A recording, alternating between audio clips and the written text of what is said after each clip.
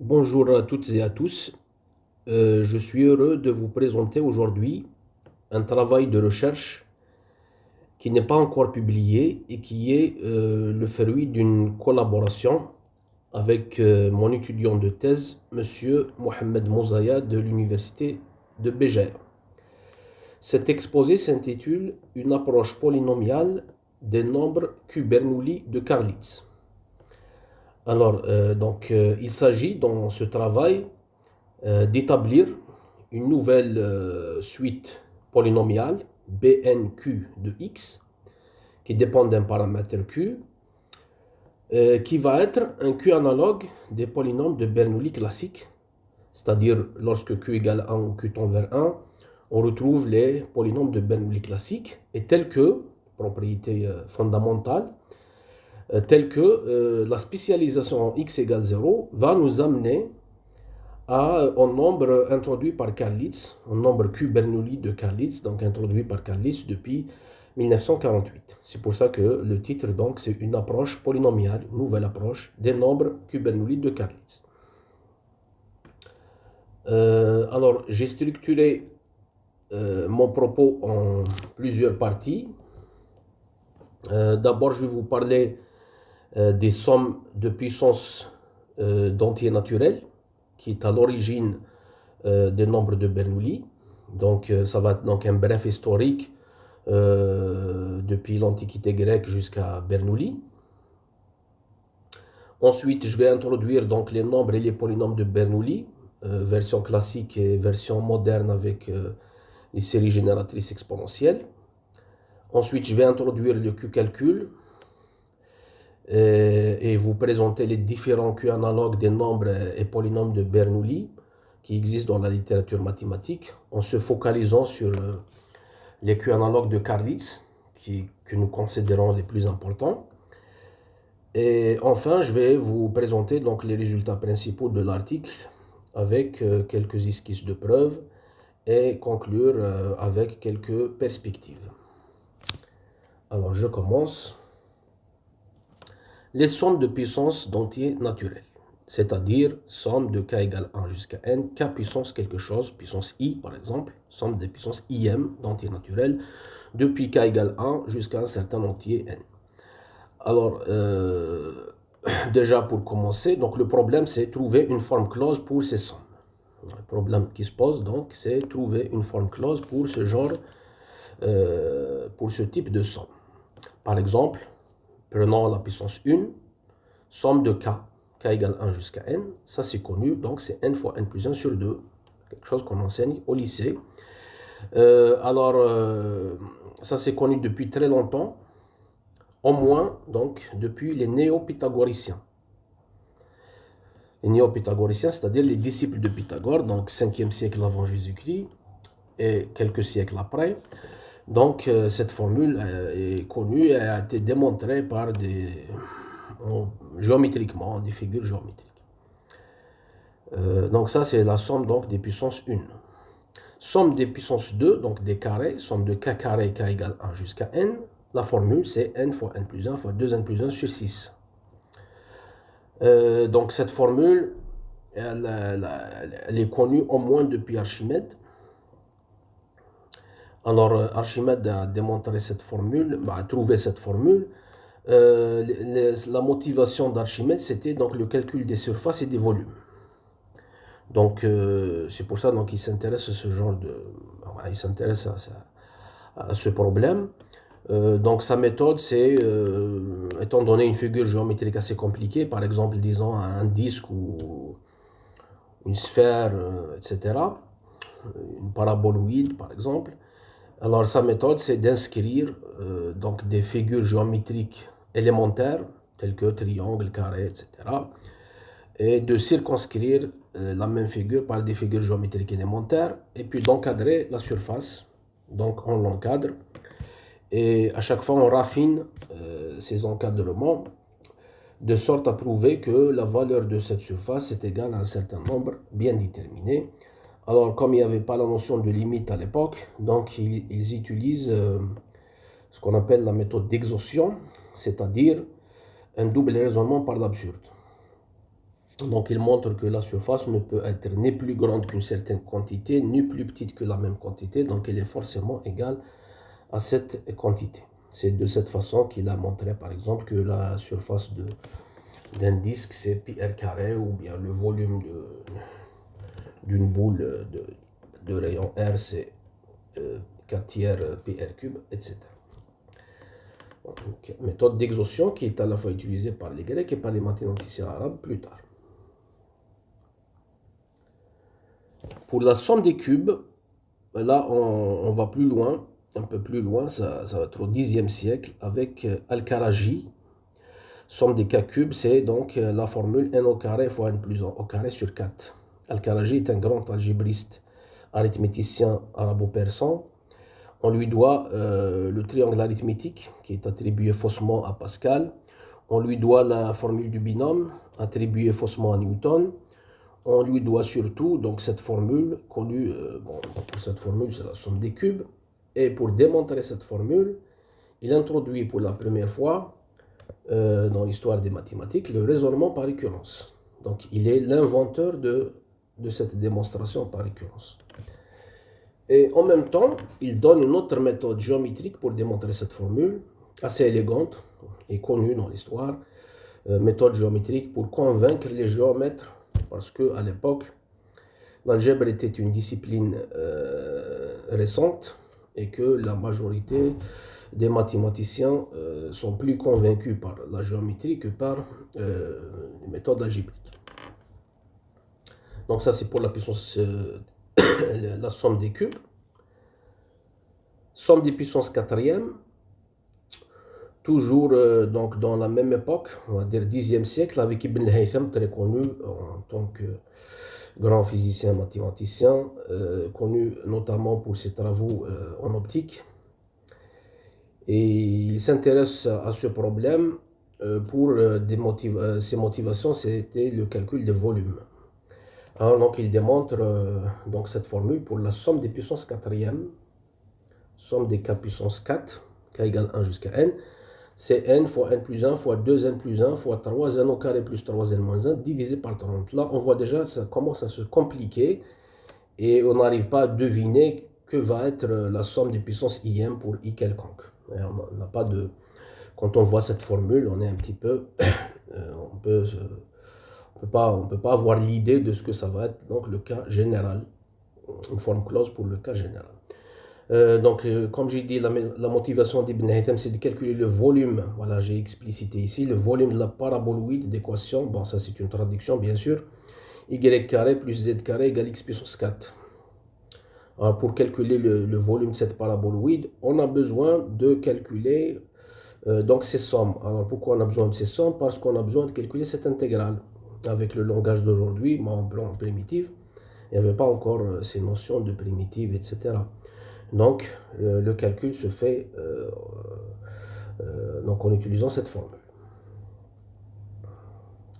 Donc ça, c'est pour les puissances quatrième.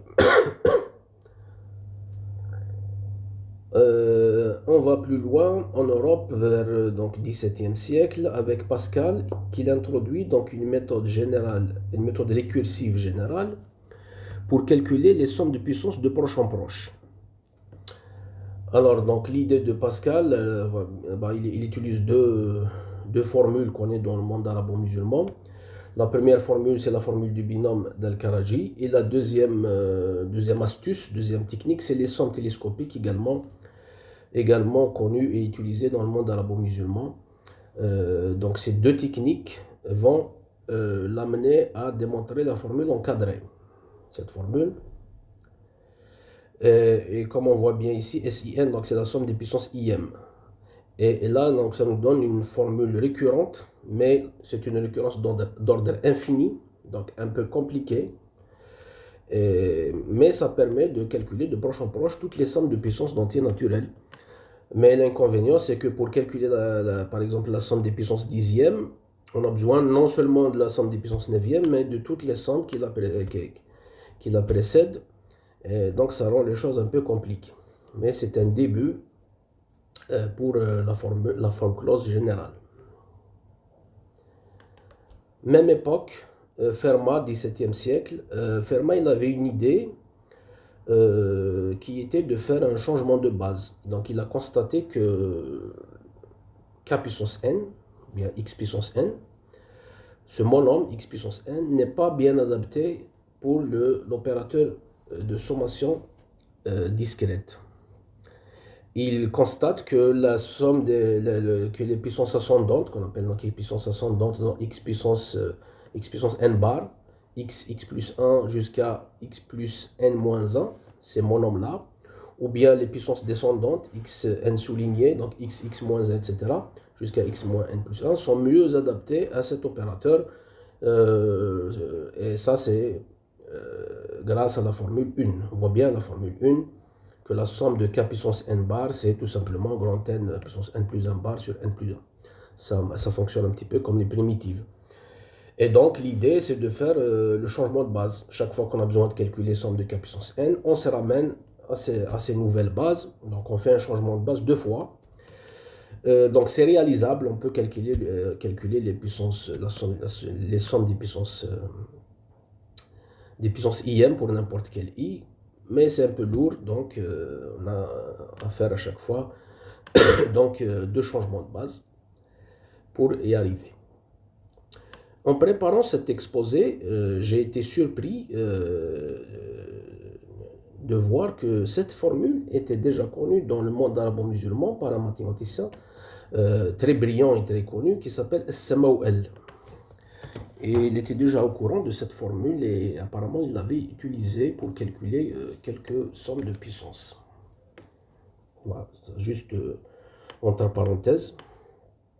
Si on fait les calculs, si on essaye donc d'établir une formule générale, on va être amené à utiliser les nombres de Stirling de première espèce et les nombres de Stirling de seconde espèce. Et donc on obtient une formule, mais elle est assez compliquée. Faulhaber. Faulhaber, c'est donc à peu près la même époque. Faulhaber, il fait des calculs numériques et il observe pour déduire, en espérant de voir quelque chose, une certaine structure.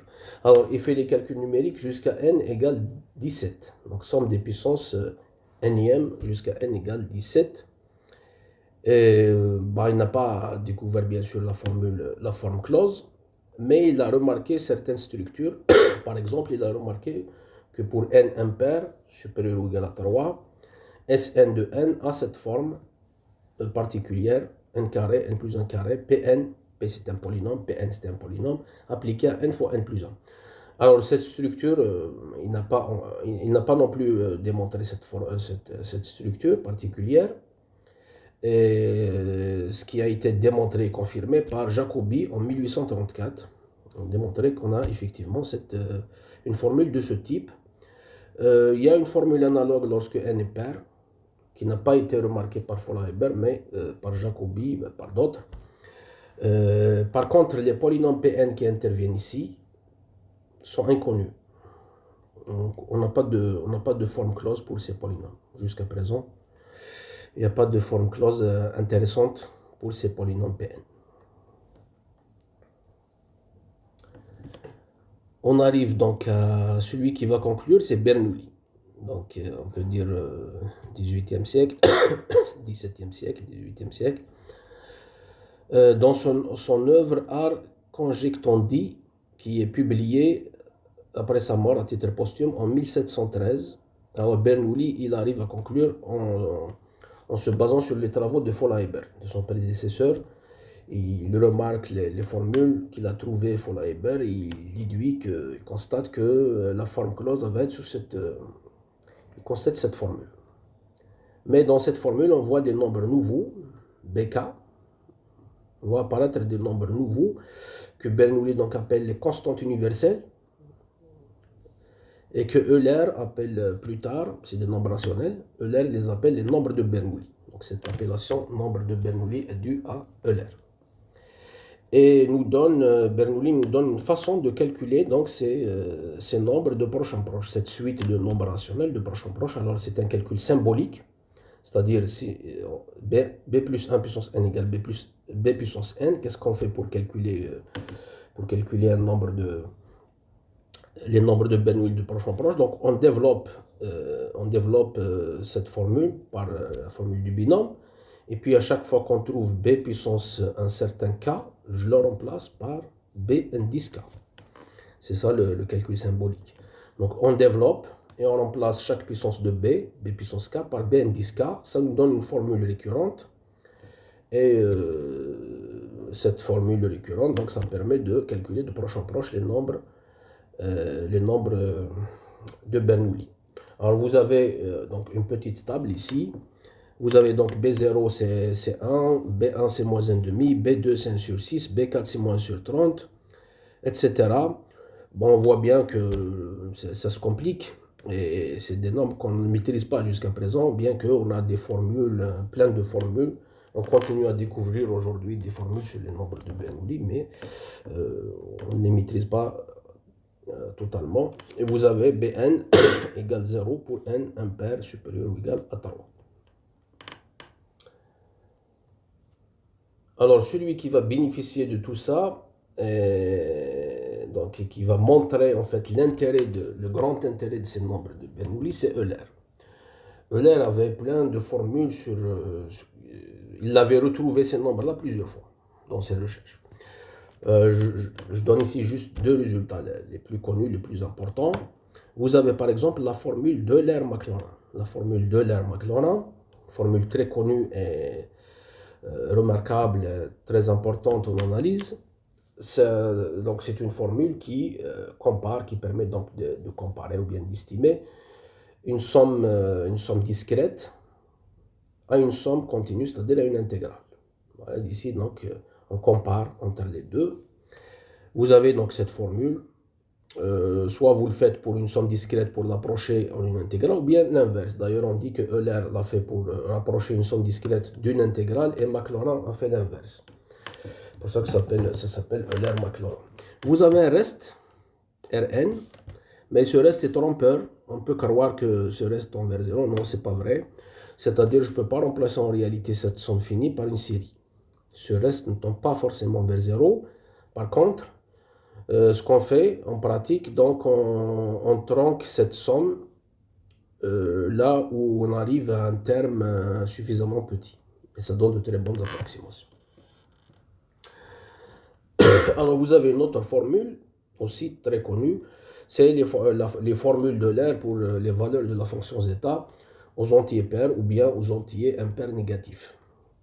Alors zeta de 2n, alors vous voyez bien que ça dépend des nombres de Bernoulli, B2n ici qui apparaissent, et bien sûr et du nombre pi.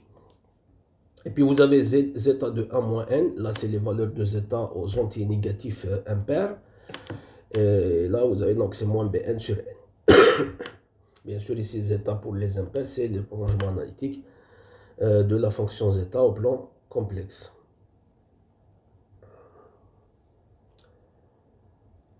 Alors, les définitions modernes qu'on utilise actuellement, que les mathématiciens préfèrent, les auteurs préfèrent d'utiliser actuellement, c'est les séries génératrices exponentielles.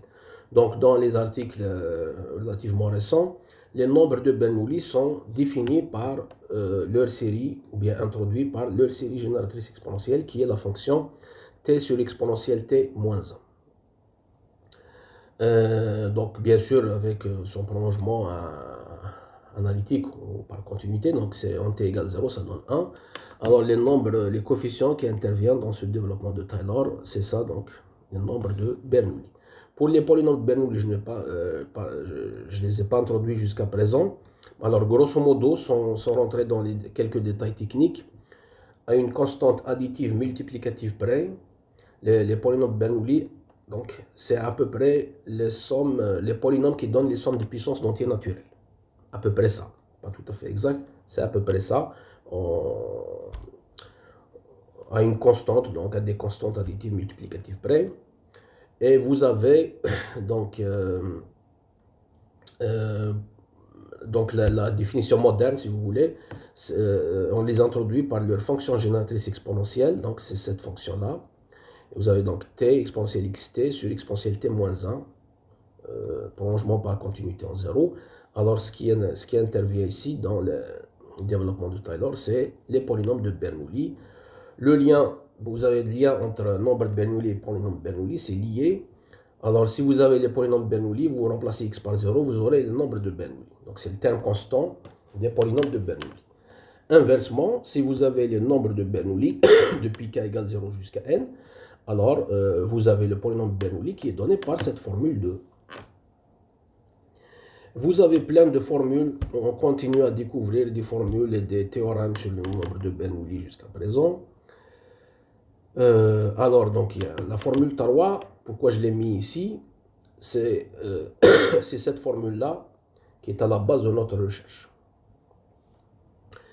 Donc, c'est une formule sur le polynôme de Bernoulli, le nème polynôme de Bernoulli, donc l'intégrale de x à x plus 1 bnt dt, c'est xn, mais elle est caractérisante, c'est une formule qui caractérise les polynômes de Bernoulli, c'est-à-dire, pour tout n, il existe un unique polynôme, P, qui vérifie intégrale de x à x plus 1 pt dt égale xn, et ce polynôme, c'est précisément le nème polynôme de Bernoulli. Donc c'est une formule qui caractérise. Bon, plus tard, on va revenir sur ça parce que c'est cette formule qu'on va déformer pour établir notre suite polynomiale. Bon, donc j'ai terminé cette première partie. Maintenant, on rentre dans un autre champ, c'est le Q-calcul. Alors, le Q-calcul est une généralisation de l'analyse classique en introduisant un paramètre Q, de sorte que lorsque Q est égal à 1 ou Q tend vers 1, on retrouve le résultat visé, le résultat classique visé.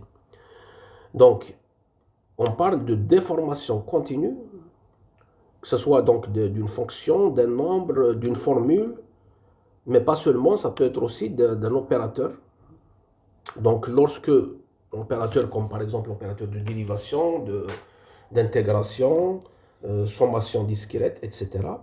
Donc, lorsque Q est égal à 1 ou Q tend vers 1, on est dans notre monde habituel. Mais si Q bouge, tout se déforme continuellement. Alors, le Q-calcul officiellement a été introduit par Jackson en 1910.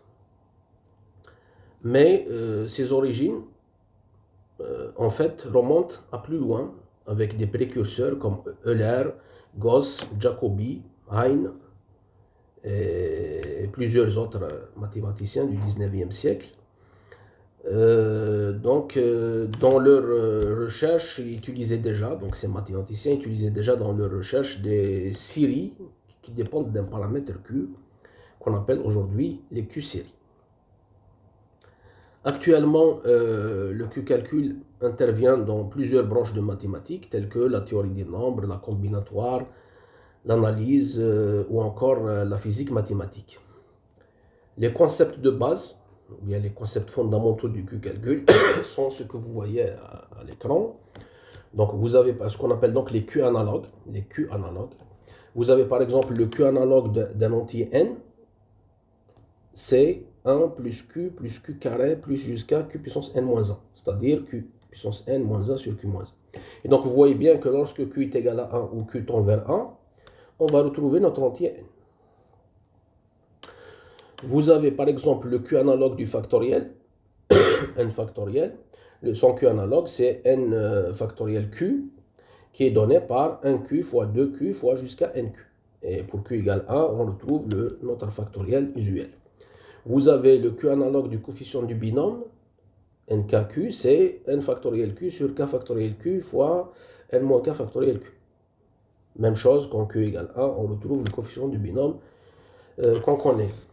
Vous avez parfois plusieurs Q analogues.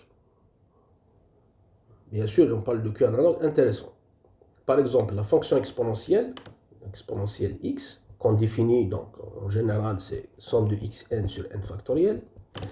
Son Q analogue, alors vous avez deux Q analogues importants. Vous avez petit e Q de x, c'est la somme de xn sur n factoriel q. Donc on a juste remplacé le factoriel usuel par son Q analogue. Mais vous avez un autre Q analogue aussi important, c'est grand E. Là, on fait la même chose, mais on ajoute ce coefficient en plus q puissance n fois n moins 1 sur 2, qui disparaît lorsque q est égal à 1. Alors pourquoi on fait ça? Parce que cette fonction n'est pas suffisante, petit e de q de x n'est pas suffisante pour générer, ou bien pour généraliser les formules, toutes les formules connues sur la fonction exponentielle. Donc on a ajouté une autre pour pouvoir donc généraliser le maximum de formules concernant la fonction exponentielle. Alors maintenant, exemple d'un Q analogue, ou bien exemple de Q analogue d'opérateur. Par exemple, l'opérateur de dérivation D, dérivation usuelle, son Q analogue, c'est DQ, qu'on appelle dérivation de Jackson. Donc DQ de f, qu'est-ce qu'elle fait? Donc c'est f de qx moins fx sur qx moins x. C'est-à-dire c'est le taux de variation de f entre x et qx. Et vous voyez bien que lorsque q tend vers 1, qx va s'approcher de x et on obtient notre dérivation usuelle. Vous avez le q analogue de l'intégrale de Riemann, c'est ce qu'on appelle intégrale de Jackson, qui est définie par cette formule. Donc intégrale 0 à fx dq de x, voilà, ben c'est défini par des formules, par des séries. Vous avez deux cas, donc ici, mais il y a d'autres cas. Bon, ici, j'ai mis les plus importants, donc q entre 0 et 1 ou bien q supérieur à 1. Alors en fait, par exemple, qu'est-ce qu'on fait? Pourquoi ces formules? Donc d'où viennent ces formules? Si q par exemple est entre 0 et 1, cette série-là, cette somme infinie, ce n'est rien d'autre qu'une somme de Riemann un peu particulière, parce que vous avez en fait une subdivision infinie. Donc vous avez une subdivision qui commence par A, ensuite QA, ensuite Q carré A, etc. etc. Donc quand quand n tend vers l'infini, Qn va tendre vers 0. Et donc on obtient une subdivision infinie entre A et 0. Et ça, c'est sa somme de Riemann correspondante. Sauf qu'ici, bon, on a une subdivision infinie. Et donc pour Q tend vers 1, on retrouve l'intégrale de Riemann connue de f. Vous avez par exemple la notion de Q primitive. Une Q primitive d'une fonction petit f, c'est une fonction grand f, telle que dq de grand f égale petit f, avec, parfois on ajoute la condition, donc continue en 0. Pourquoi on ajoute cette condition? C'est pour avoir le théorème fondamental du Q-calcul, qui est un Q analogue du théorème de Leibniz, de la formule de Leibniz. Donc si vous avez intégrale de a, b, f, x, bon, je vais utiliser ça. Si vous avez intégrale de a, b, f, x, dq de x, alors ça va donner f de b moins f de a avec f, q primitive de petit f, continue en 0. Pour pouvoir faire ça, il faut ajouter la continuité en 0. Alors, c'est quoi l'intégrale de a? Bon, ça, je ne l'ai pas défini. L'intégrale de a, b de fx dq de x, en fait, ça se déduit de la formule de Schall. Donc, en fait, ça, c'est l'intégrale de 0 à b moins l'intégrale de 0 à a. Et pour l'intégrale 0 à b et l'intégrale 0 à a, on revient ici.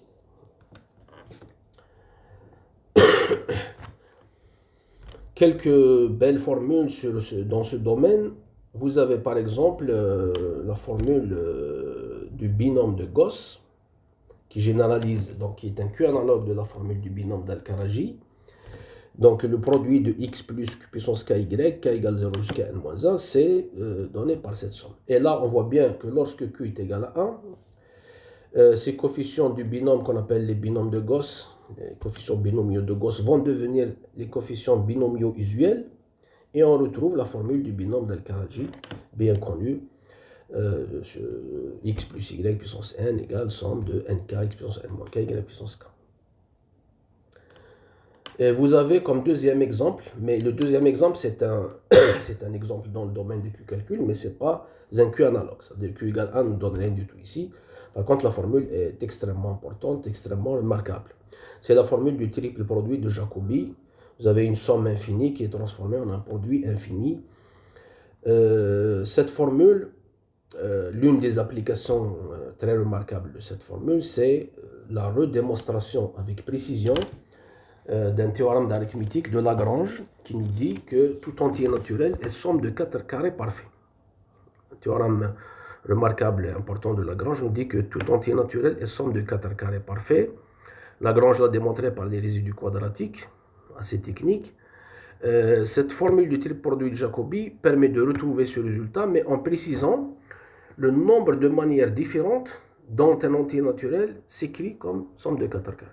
Combien de façons différentes? Grâce à cette formule, on obtient exactement le nombre de façons différentes. Une formule remarquable qui est en fonction des diviseurs, etc. Alors l'idée, c'est de voir ici que les exposants, c'est n carré.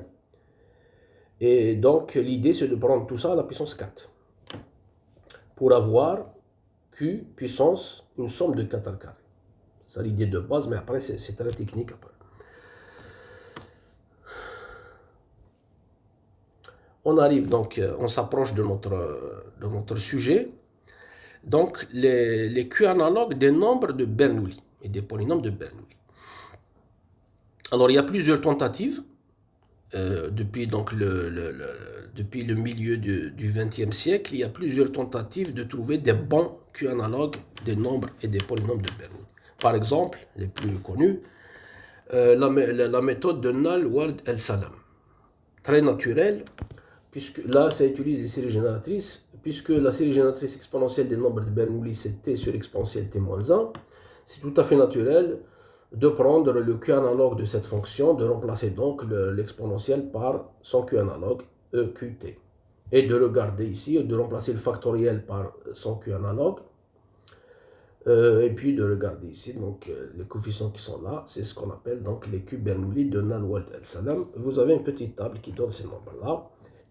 Et on voit bien que pour Q égale 1, on retrouve les nombres de Bernoulli classiques.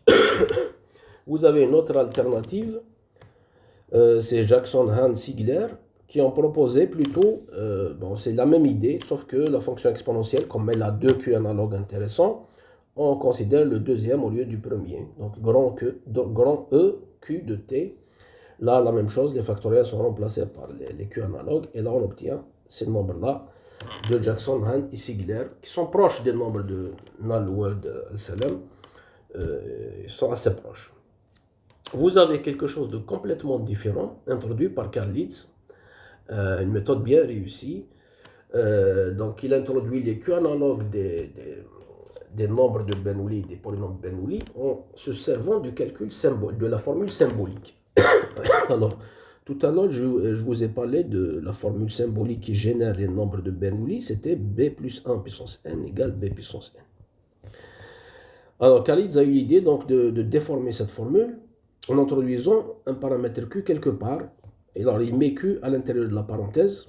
Donc, QB plus 1 puissance n égale B puissance n. Et on développe. Si on fait ça, alors on trouve les nombres états qui sont là. Et puis, il propose autre chose.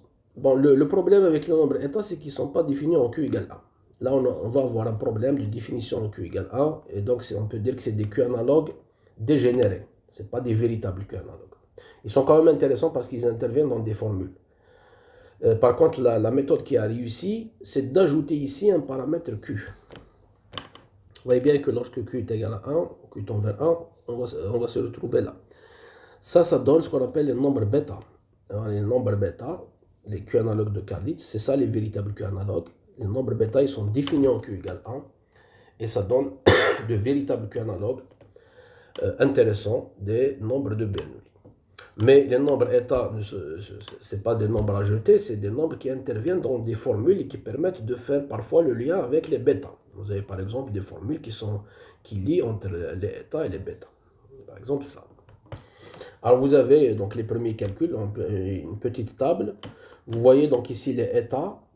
Ne sont pas définis en Q égale 1. Il y a un problème en Q égale 1 ici par exemple. À partir de n égale 2, ils ne sont pas définis en Q égale 1. Par contre, les bêta n sont bien définis en Q égale 1 et Q égale 1 va donner les nombres de Bernoulli classiques. Donc, c'est eux les véritables Q analogues des nombres de Bernoulli qu'on appelle donc les Q Bernoulli de Carl Leeds. Par contre, pour démontrer que les bêta n sont définis en Q égale 1, ça c'est un travail qui n'est pas évident, qui est fait donc par Carl Leeds dans son article de 1948. Il a dû définir les Q Sterling, etc. Vous avez encore les Q analogues des polynômes de bêta, les polynômes de Bernoulli. Bon, on a aussi deux Q analogues, un Q analogue dégénéré et un Q analogue non dégénéré. Bon, ici, c'est les états n de x. Vous avez donc cette formule symbolique, et puis là, on la développe. La même chose pour les bêta n. Les bêta n x, c'est des véritables Q analogues des polynômes Bernoulli, c'est-à-dire elles sont bien définies en Q égale 1, contrairement au polynôme état n x. Mais vous avez le lien entre les deux qui est donné par cette formule. Vous avez encore, dans le même article donc, de Karlitz, il a donné encore ces formules. Parce qu'en fait, les états n, je ne l'ai pas dit encore ce fait-là, c'est que le état n et le bêta n de x, ce n'est pas des polynômes, mais c'est des Q polynômes. Alors, Q polynôme, ça veut dire polynôme en Q puissance x. Ou bien, ce qui est équivalent à dire, c'est un polynôme en x crochet q. Donc, état n x et bêta n x sont des q polynômes. C'est-à-dire polynôme en q puissance x. Ou bien, ça c'est équivalent à dire polynôme en x crochet q. Je vous rappelle que x crochet q, c'est qx moins 1 sur q moins 1. Et donc là, on a des formules qui explicitent, qui donnent l'expression de état nx et bêta nx dans cette base, dans la base qkx. Voilà. Il y a des auteurs qui utilisent ces formules comme définition, mais ce n'est pas naturel parce que quelqu'un qui ne connaît pas le sujet va se demander, on nous balance comme ça des formules de définition, ce n'est pas naturel.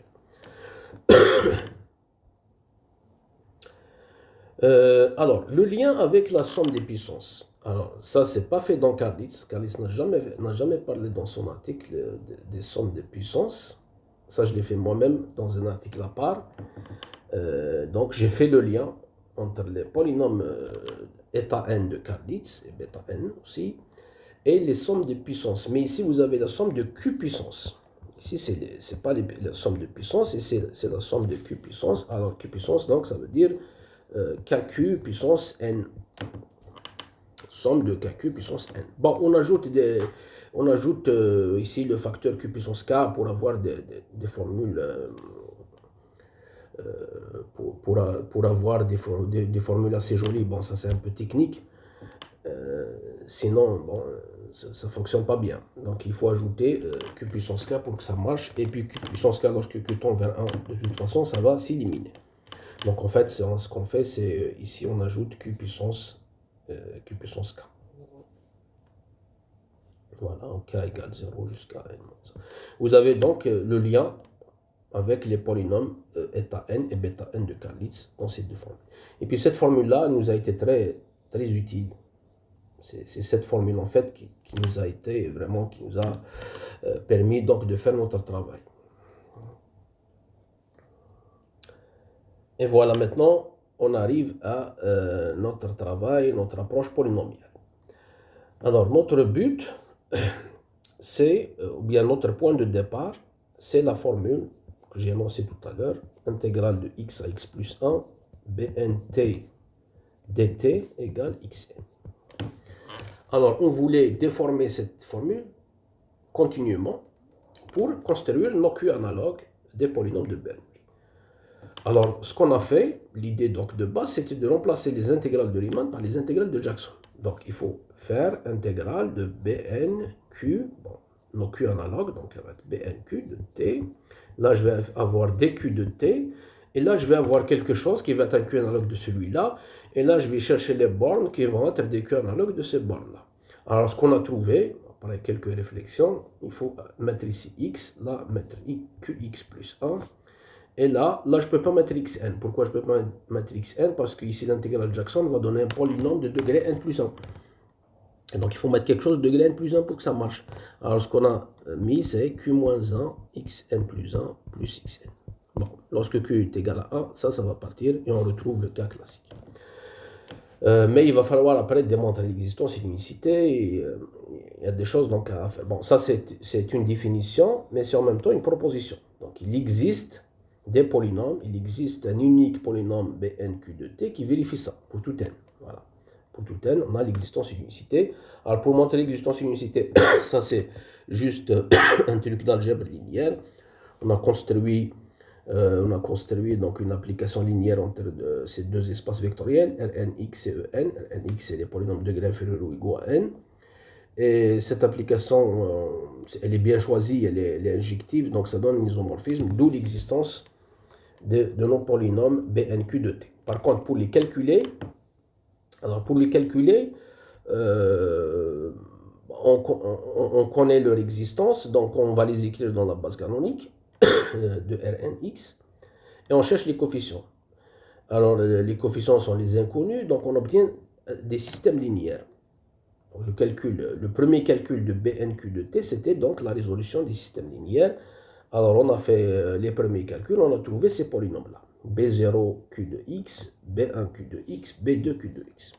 On peut dire qu'on a un peu de la chance parce que les polynômes sont bien définis en q égale 1. Sinon, ça va dégénérer, c'est raté. Bon, là, on a de la chance, c'est bien défini en q égale 1. Donc, c'est des véritables q analogues, mais il faut montrer que c'est bien défini en q égale 1. Là, c'est juste des calculs. Et ensuite, on a regardé les valeurs de ces polynômes en 0 pour avoir des q analogues des nombres de Bernoulli. Parce que les nombres de Bernoulli sont les valeurs des polynômes de Bernoulli en 0. Donc, la même chose, on va faire la même chose, la même analogie. Donc, on va prendre ces polynômes en 0. Alors, quand on a pris ces polynômes en 0, on a trouvé ces nombres-là. Et on a constaté alors qu'on a exactement les nombres Q Bernoulli de Karlitz. C'est exactement les mêmes nombres qu'on obtient pour les premiers. Bon, j'ai poussé un petit peu les calculs. J'ai constaté que c'est toujours les nombres de Karlitz qu'on obtient. Et donc, c'était ça donc, le point de départ. Il fallait démontrer ça. Pour montrer qu'on a une nouvelle approche d'avoir ces nombres de Karlitz. Alors voilà donc les résultats qu'on a obtenus. Il y a deux résultats. Donc premier théorème, les BNQ, nos Q analogues des nombres de Bernoulli, sont les mêmes Q analogues des nombres de Bernoulli introduits par Karlitz. Donc il y a cette coïncidence. Donc on a démontré que c'est vrai pour tout n. Ce n'est pas juste une coïncidence pour n égale 0, 1, 2, 3. C'est toujours vrai. Deuxième théorème, nos polynômes Bnq de x sont des véritables Q analogues des polynômes de Bernoulli, c'est-à-dire que quand Q tend vers 1, on va retrouver les polynômes de Bernoulli classiques. Voilà. Alors, esquisse de preuve. Alors, pour prouver ça, on a d'abord considéré donc une Q primitive qui s'annule en 0 et qui continue en 0 de Bnq de t. Ben, on a appelé grand F nq de x. C'est donc une Q primitive qui s'annule en 0. Et notre proposition clé, c'est la proposition 2, qui nous dit que fnq de x crochet, voilà, le premier lien avec les polynômes de Karlitz, le premier lien qu'on a trouvé, c'est avec les polynômes eta. Ce n'est pas avec les polynômes bêta, c'est avec les polynômes eta. Vous avez ce lien-là, fnq de x crochet q, c'est lié au polynôme eta. Pour démontrer ça, on avait utilisé la formule sur la somme des q puissance. Donc, je vous ai parlé tout à l'heure, donc cette formule. Voilà, donc une fois qu'on a ça, alors il va falloir maintenant trouver le lien avec les polynômes bêta, parce que c'est les polynômes bêta qui sont non dégénérés, qui sont définis en q égale 1. Alors, pour passer de eta à bêta, bon, dans Karlitz, dans l'article de Karlitz, on trouve plein de formules qui lient entre les polynômes eta et bêta. Il y a beaucoup de formules. Aucune de ces formules ne nous a servi. Alors, on a cherché notre propre formule. C'est tout simplement la dérivation classique. On a constaté que lorsqu'on dérive le polynôme eta de Karlitz, on trouve quelque chose qui est lié au polynôme bêta. Cette formule. Et donc, on a pris cette formule, on a fait donc la dérivation, on a dérivé tout simplement des deux côtés pour passer au polynôme bêta. Alors, qu'est-ce qu'on trouve quand on la dérive? Voilà, on trouve ça. On trouve cette jolie formule. Fnq' de x crochet q, c'est égal à bêta nq de x. Bêta nq, donc c'est le polynôme de Karlitz. Et là, donc, on est vraiment très proche. Et bon, par un petit calcul de plus, on a démontré le premier théorème. Donc, voici donc la démonstration. BNQ de 0, c'est limite de BNQ de x quand x tend vers 0, etc. Et à un certain moment, calcul de limite, on a utilisé la règle de l'hôpital et on a démontré donc que les valeurs en 0 de nos polynômes BNQ, c'est exactement le nombre de Cartésien. Pour le deuxième théorème, c'est-à-dire montrer que nos polynômes sont des véritables Q-analogues des polynômes de Bernoulli. Alors, on a démarré d'une formule de Karlitz qu'on a développé un petit peu. Et puis, on a fait l'identification avec le corollaire 3. Donc on a fait l'identification avec ça. Et on a obtenu, cette formule. Fnq' de t. Alors, Fnq' de t, c'est quoi? Fnq, c'est une Q primitive de Bnq. Ensuite, donc on a pris une Q primitive, ensuite on a dérivé au sens usuel, au sens classique. Alors maintenant, il va falloir faire l'inverse pour arriver à une formule pour Bnq de x. Donc on intègre et puis on dérive, on utilise l'opérateur dq. Et donc on obtient cette formule.